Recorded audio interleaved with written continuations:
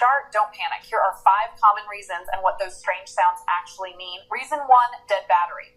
If you hear rapid clicking and your lights are dim, your battery is probably dead. Try jump starting the car with cables or a portable booster. Reason 2, bad starter. Hear one loud click and nothing else. That's likely a faulty starter. Sometimes a gentle tap can help, but see a mechanic. Reason 3, fuel problem. The engine cranks but doesn't start. You might be out of fuel, or the fuel pump isn't working. Reason 4, spark plug trouble. If you hear chugging or misfiring sounds, your spark plugs or ignition coils could be the issue. No spark, air, no combustion. Reason 5, immobilizer or electrical fault. If nothing happens when you turn the key, it might be an electronic lock, immobilizer, or electrical failure.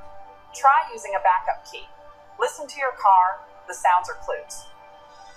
Bonus tip, always carry jumper cables and a booster in your trunk. They can save your day. Want more simple car tips? Like and subscribe.